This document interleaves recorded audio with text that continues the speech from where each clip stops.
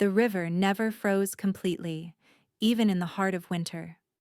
Locals whispered that ancient magic flowed through its waters, keeping it alive while everything else turned to ice.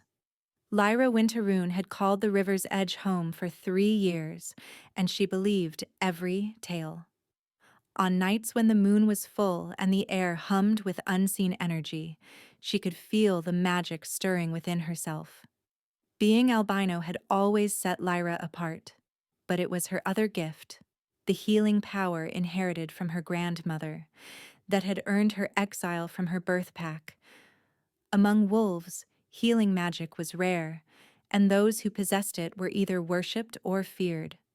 The Shadowpine pack had chosen fear, branding her white hair and unusual abilities as signs of spirits that should never be trusted. So Lyra had left, carving out a quiet life in a cabin near the mystical river, far from any pack's claim. The river seemed to call to her, strengthening her gift whenever she was close. She kept her abilities hidden, only tending to injured animals or nursing minor wounds, careful never to draw notice. That winter night began like any other. Lyra went to the river to fetch water, her breath misting in the icy air, when a sound stopped her. A wet, ragged breathing that made her blood run cold. At the riverbank lay a wolf, and Lyra's healer instincts immediately assessed the damage. Its body was battered, silver burns marking weapons meant to kill its kind, and blood everywhere, soaking the snow and ice. The wolf was enormous, a true alpha, yet its strength was slipping fast. "Oh, goddess," Lyra whispered, dropping to her knees beside it. Its eyes met hers, pure molten gold, intelligent and aware even through its pain. "What happened to you?" she murmured. The wolf tried to move, dragging itself away from the water, but each motion tore fresh blood from its wounds. Lyra noticed silver shards embedded deep in its flesh, poisoning the body and blocking natural healing. Without help, this magnificent creature would not survive the hour. Every cautious instinct screamed at Lyra to leave. This was clearly an alpha, entangled in pack politics or territorial conflicts she had no business in. Getting involved could bring the very attention she had spent 3 years avoiding. But as she looked into those golden eyes, seeing both pain and quiet resignation, Lyra knew she couldn't abandon this creature. Not when she had the power to help. "I'm going to try to heal you," she said softly, her hands rising to hover over the worst wounds. "I don't know if I'm strong enough for this, but I have to try. This is going to hurt, so you need to stay still and trust me." The wolf's gaze remained locked on her face, and Lyra could have sworn she saw understanding there, as if it knew what she was and what she was about to do. She drew a deep breath and reached for her power. A warm glow began in her chest, spreading through her arms and into her hands. When she pressed her palms against the largest wound, blue-white light flared from her touch, bathing the snowy riverbank in an ethereal glow. Magic flowed through her like water, seeping into the wounded flesh and seeking out the silver poisoning the wolf's body. Lyra had never attempted such an extensive healing before. Removing silver meant drawing it through healthy tissue, burning out the poison while simultaneously knitting torn flesh back together. The process was agonizing for both healer and patient, but there was no other way. The wolf whimpered, yet stayed still, trusting her completely despite the pain.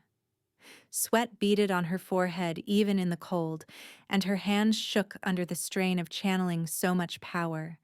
She could feel her own life force feeding the magic, fueling the healing that pulled the wolf back from death's edge. Hours passed, though time seemed meaningless. Only the wolf's injuries, her healing light, and the river's magic existed. One by one, she drew out the silver fragments, each extraction leaving her more drained. The major wounds closed, then the minor ones, and finally the burns faded. By the time the last injury was healed, Lyra teetered on the edge of unconsciousness, having poured so much of herself into saving this creature that she could barely remember her own name. The blue light faded from her hands as she slumped forward, leaning against the wolf's now recovered side. "You'll live," she whispered, voice barely audible. "Thank the goddess. You'll live." The wolf's golden eyes were clear, pain gone, watching her with an intensity that made Lyra's heart race despite her exhaustion. In that moment, something passed between them, a connection deeper than healer and patient, a thread of pure energy linking their souls, warm, right, and utterly undeniable. Then darkness claimed her, and Lyra knew nothing more. She awoke in her own bed, with no memory of how she had returned. Weak sunlight filtered through her cabin windows, hinting that it was late afternoon the following day. Her body ached with the deep exhaustion that came from overextending her healing gift, and her hands tingled with lingering traces of magic. Lyra forced herself to sit up, and memories of the previous night flooded back. The dying wolf, the immense healing, the connection she had felt just before losing consciousness. She looked at her hands. They were unmarked, showing no sign of the tremendous power she had channeled. Had it been real, or a fevered dream brought on by the cold? But when she stumbled to her door and opened it, the truth became undeniable. Massive paw prints led away into the forest, and beside her door lay a perfectly preserved winter rose, the kind that bloomed once a year and was said to be blessed by the moon goddess herself. Someone had carried her home. The wolf she had healed had somehow regained consciousness, shifted into human form, and brought her to safety before vanishing into the wilderness. In the days that followed, Lyra tried to resume her routine, but everything felt altered. She sensed a presence watching her from the forest, glimpsed golden eyes in the shadows. The rose remained fresh on her doorstep despite the cold, never wilting, and she could not bring herself to move it. The connection she had felt during the healing lingered, a warm thread tied around her heart, always present, gently pulling her toward something unseen. At night, she dreamed of golden eyes and running through forests, of a voice calling her name in tones that made her soul ache. The full moon approached, bringing a restlessness Lyra had never known. Her power grew stronger with the lunar cycle, her hands glowing faintly blue even when not healing. The river magic responded to her presence more strongly, and she found herself walking toward the water without conscious thought. On the night of the full moon, Lyra could not stay in her cabin. The pull toward the river was irresistible, and the thread around her heart vibrated with urgency. She threw on her cloak and stepped into the moonlit forest, drawn by a force she could neither name nor resist. The riverbank looked like something from a dream. Moonlight danced across the flowing water in patterns that seemed almost intentional, and the air shimmered with barely visible energy. Lyra stood at the edge where she had performed the healing, and for a moment she was back that night, feeling the wolf's life slipping away and her desperate determination to save it. "I hoped you would come." The voice made her spin around, and she found herself staring at a man who made every rational thought flee her mind. He was tall, powerfully built, with dark hair falling past his shoulders and those same golden eyes that had haunted her dreams. His formal attire marked him as someone of high rank, but it was the alpha power radiating from him that made Lyra's omega instincts urge submission. "You're the wolf," she whispered, recognition flooding through her. "From that night, you're alive because of me." He stepped closer, deliberate and commanding. "You saved my life, Lyra Winteroon. You poured your own life force into healing me when any rational person would have left me to die. You risked yourself for a stranger, and in doing so, you created something that can never be undone." I don't understand," Lyra admitted, though part of her suspected she did. The connection, the dreams, the restlessness. It all pointed to something she had not dared to hope for. The mate bond. He stopped a few feet away, close enough for her to feel his warmth.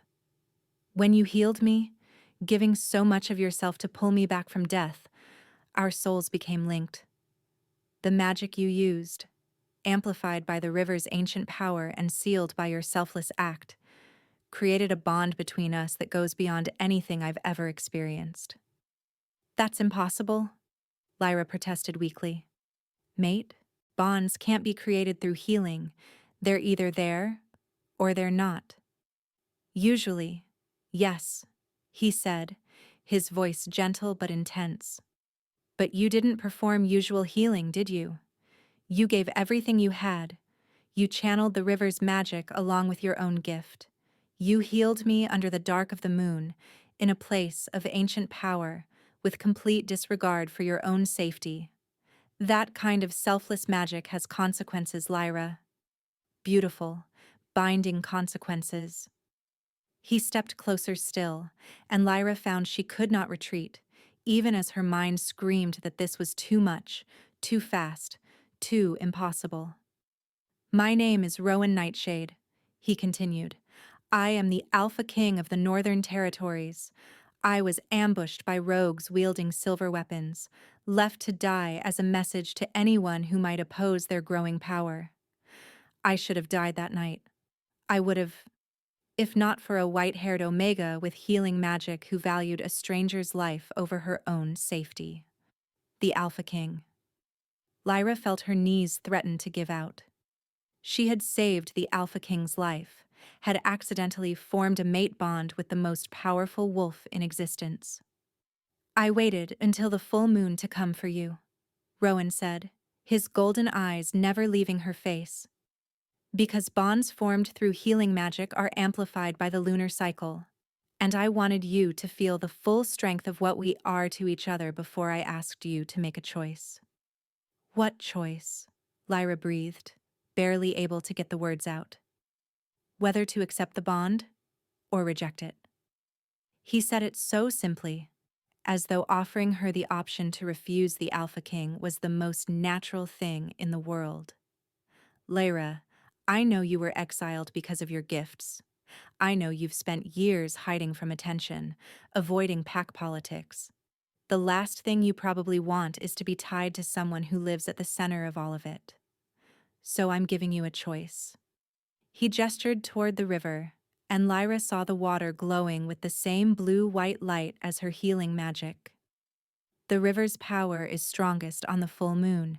If you walk into that water right now and ask it to break the bond between us, it will. You'll be free, and I'll make sure you're protected and cared for, no matter what you choose. No pressure, no obligation, only your free will deciding your fate. And if I don't break it? Lyra asked, even though she already knew her answer. The bond was too strong, too right, too perfect to deny. Then you come home with me, Rowan said softly. You become my mate, and my queen, and we figure out everything else together. I'll teach you to control your power instead of hiding it. I'll show you that your healing gift is something to be honored, not feared. And I'll spend the rest of my life proving the moon goddess knew exactly what she was doing when she bound us. Lyra looked at the glowing river, at the escape he offered. Her. She could break the bond, return to her quiet life, keep hiding, keep pretending isolation was enough. It would be safe. It would be familiar. But when she looked at Rowan, at the hope and vulnerability in his golden eyes, shining through all that power, Lyra already knew. The bond had been singing in her chest since the moment she awoke after healing him, calling her towards something she had never dared to want. Why did you wait until the full moon? She asked quietly. Why didn't you come for me the moment you recovered? Because I needed you to feel the bond at its strongest, Rowan replied. I needed you to know this isn't gratitude or obligation. This is destiny. The moon goddess tied us together through your healing, and she strengthens that bond under the full moon so there can be no doubt. I wanted you to make an informed choice, Rowan continued, not one clouded by uncertainty or manipulation.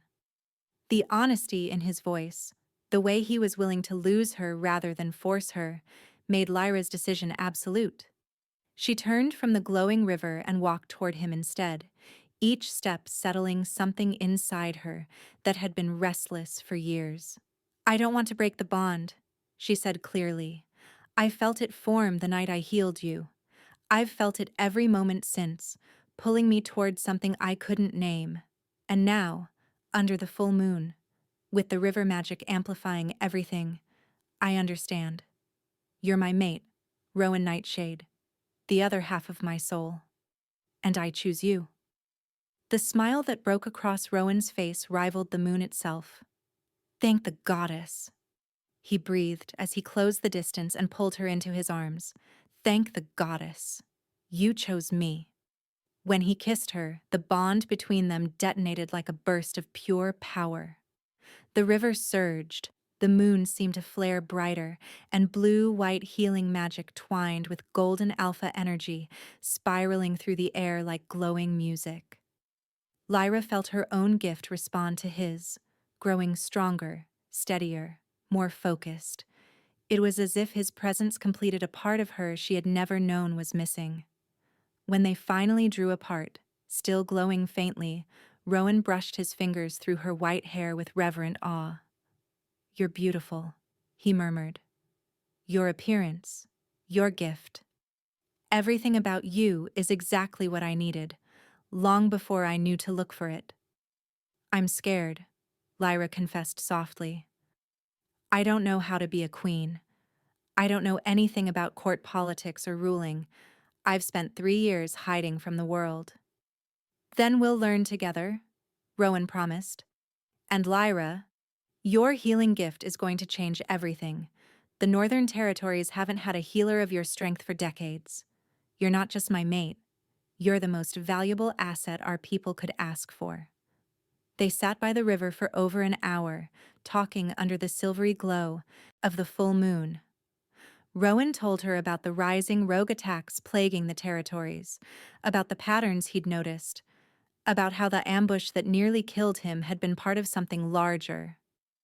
"They left me there as a warning," he said, gaze hardening. "A message that even the Alpha King can bleed. But they didn't expect a white-haired Omega with healing magic to find me before I died." "Do you know who's behind it?" Lyra asked. "I have suspicions," Rowan replied, "but proving them will take time. And strategy." He looked at her with unwavering intensity. "And having a mate who can heal even silver poisoning? That changes everything. You're not just my partner, Lyra. You're the key to stopping this threat before it sparks a full-scale war." The weight of that responsibility might have terrified Lyra, but instead, it made something settle into place within her. For 3 years, she had hidden her gift, seeing it as a curse rather than the blessing her grandmother had always told her it was. Perhaps it was time to stop hiding and start embracing what she could do. "When do we leave?" she asked. "Tonight, if you're ready," Rowan said. "The full moon grants us both power and protection for the journey." He stood and extended his hand, then added, "But first, there is something I need to do." He led her to the exact spot where she had healed him, where faint traces of blood still marked the snow. In full view of the moon and the river, Rowan dropped to one knee. "Lyra Winteroon," he said formally, his voice carrying the weight of a sacred vow. "I, Rowan Nightshade, Alpha King of the Northern Territories, claim you as my true mate under the witness of the Moon Goddess and the ancient magic of this river. I pledge to honor your gifts, protect your heart, and spend every day proving that choosing me was the right decision. Will you accept my claim?" Tears streamed down Lyra's face as she nodded. "I accept. I, Lyra Winteroon, accept you as my mate and claim you in return." The moment the words left her lips, the bond solidified into something permanent and unbreakable. Magic erupted around them, rippling across the river and into the forest, a visible declaration to anyone sensitive enough to feel it that a new bond had been forged under the full moon. The journey to the royal territory took 3 days. During that time, Lyra learned more about the man who was now her mate. Rowan shared stories of his life, ascending to the throne at a young age after his father's death, the loneliness of leadership, and the constant responsibility for thousands of wolves. But he also spoke of his dreams for a better world, reforms he hoped to enact, and prejudices he longed to challenge. He listened with genuine interest as Lyra shared her own story, the exile, the fear, the years hiding her gifts because she had been taught they were wrong. "Your old pack was foolish," Rowan said on the second night as they camped beneath the stars. "Healing magic is one of the rarest and most valuable gifts a wolf can have. They should have cherished you, not exiled you." "They were afraid," Lyra replied. "My grandmother had the same gift and used it to save countless lives, but some believed she was interfering with the natural order, that death should come when it comes, and that healing was playing goddess." "Death should come when it comes," Rowan agreed. "But that doesn't mean we shouldn't fight it with everything we have when it comes too soon. Your grandmother understood that. And now you'll finally have the chance to use your gift the way it was meant to be used. Not hidden in shame, but celebrated and supported." When the royal palace came into view, Lyra felt her breath catch. It was even more magnificent than anything she had imagined, built of stone that seemed to glow with its own inner light. Wolves gathered at the gates to welcome their returning king, and the cheers that erupted when they saw Rowan were deafening. But those cheers faltered slightly when they noticed Lyra at his side. She saw the confusion, the surprise, the judgment, the way their eyes lingered on her white hair and her clear Omega status. Rowan noticed too. His hand found hers, squeezing gently before he stepped forward and addressed the crowd, his voice carrying to every corner of the courtyard. "My people," he announced, "I present to you Lyra Wintermoon, the healer who saved my life when rogues left me to die. She possesses a gift we have not seen in this kingdom for generations, the power to heal even silver poisoning, to pull wolves back from death itself through the ancient magic flowing in her blood." He pulled her close to his side, leaving no room for doubt. "She is my true mate, bound to me under the full moon by magic older than any of our laws or traditions, and she will be your queen, not because of her rank or breeding, but because she carries a power and compassion our kingdom desperately needs." The reaction was mixed. Shock, excitement, confusion, skepticism written openly on some faces. But when Rowan lifted his hand for silence, every wolf present obeyed. "I know some of you will question this choice," he continued. "Some will say she's too young, too inexperienced, too different from what you expect. But I watched her channel power that would have killed most wolves, watched her pour her own life force into saving a stranger, without knowing who I was or what she might gain. That is true leadership. That is the mark of someone worthy to rule." His gaze locked on a cluster of nobles whispering among themselves. "And anyone who cannot see her value is welcome to challenge her directly. Let her heal a wound you thought permanent. Let her show you what she can do. Then try to tell me she doesn't deserve to be queen." The challenge in his voice was impossible to ignore. Wolves who had looked doubtful moments before now appeared thoughtful. A healer capable of curing silver poisoning was valuable beyond measure, regardless of her background, her hair, or the rank she was born into. The days that followed were a whirlwind.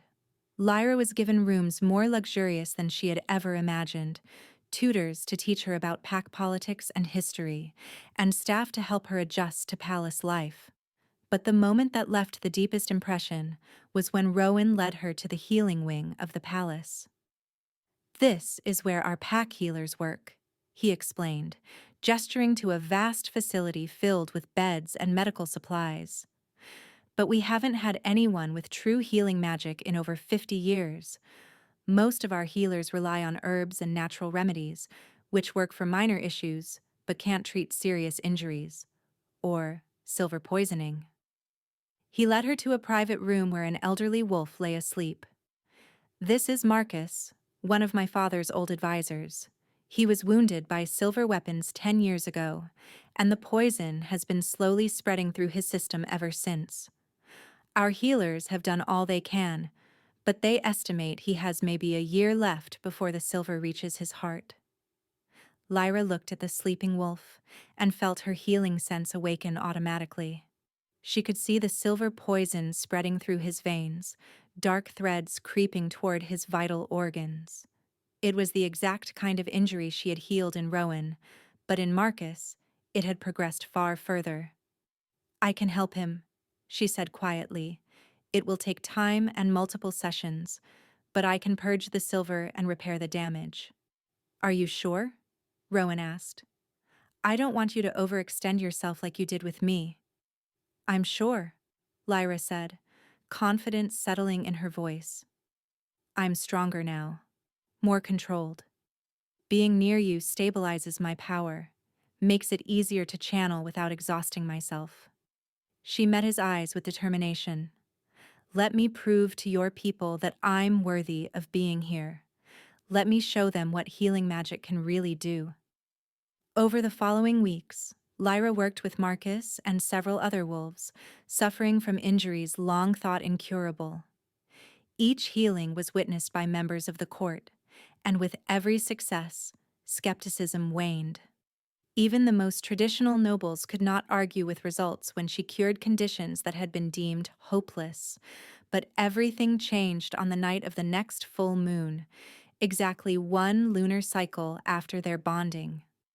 Rowan had arranged a formal ceremony to present Lyra officially as his mate and future queen, and wolves from across the territory had gathered to witness it. As Lyra stood beside Rowan, dressed in formal robes and trying to steady her nerves, he did something unexpected. He asked her to demonstrate her gift. "My people need to understand what we have gained," Rowan's voice echoed through the great hall. "Not just a new queen, but a healer whose power can change the fate of our kingdom. Lyra, will you show them?" Lyra realized it was a test, not of her power, but of her confidence. He was giving her the chance to claim her place through her own abilities, not his authority. She stepped forward, and a young male wolf was brought to her. He had been injured in a training accident, leaving his right arm useless due to nerve damage. The injury was old enough to have been declared permanent. Lyra placed her hands on his arm and called forth her gift. Blue-white light erupted from her touch, and gasps rippled through the hall as she channeled her healing magic with control she had never possessed before. The bond with Rowan, the river magic, and the full moon's power all responded, amplifying her strength even from this distance. The healing took less than 5 minutes. When she finished, the young wolf flexed his arm, testing its restored function with awe and disbelief. "It's perfect," he breathed. "It's like I was never injured at all." Excited murmurs spread through the court, and Lyra met Rowan's gaze. His eyes shone with pride and love, making her heart ache with happiness. "That," he declared to the assembled wolves, "is your future queen, someone who can heal what we thought permanent, save those we thought lost. Question her worth now." Silence fell, and then, one by one, the wolves knelt in respect, not just for Rowan's authority, but for Lyra herself and what she represented. The formal mating ceremony followed. As Lyra and Rowan sealed their bond in front of the witnesses, she felt the magic between them pulse in perfect rhythm. The white-haired Omega, who had once healed a dying wolf by the river, had become the most valued member of the royal court. Months later, under another full moon, Lyra stood by the same river with Rowan at her side. She knelt to touch the water that had amplified her gift. "Thank you," she whispered to the river, to the ancient magic flowing through it. "Thank you for being there when I needed you most." The water glowed in response, and Lyra felt the magic acknowledge her gratitude. She had saved a life, found her mate, and discovered her true purpose, all on this riverbank. Now she was using her gift to transform an entire kingdom, healing wounds both physical and political. Rowan pulled her to her feet and into his arms. "Any regrets?" he asked softly. "None," Lyra replied honestly. "That night I healed you. I was terrified of using so much power, of revealing what I could do, but it led me exactly where I needed to be." "The moon goddess works in mysterious ways," Rowan said softly. "Sometimes the most important moments of our lives happen when we aren't looking for them, when we're simply trying to help, doing what's right without thought of consequence or reward." As they stood together under the full moon by the river that had witnessed their bonding, Lyra reflected on how far she had come. From an exiled Omega hiding her gifts to a queen whose power was celebrated and desperately needed. She had healed a wounded wolf by the river. And on the next full moon, the Alpha King had come for her. Not to punish, not to use her, but to claim her as his mate and help her embrace everything she was meant to be. Some stories begin in secrecy and end in revelation. Some gifts must remain hidden until the moment they are ready to shine, and sometimes healing a stranger changes not only their life, but your entire destiny. The albino Omega who had healed by the river had become the kingdom's greatest treasure, and every full moon she returned to that sacred place, to remember where it all began and to honor the magic that had made everything possible.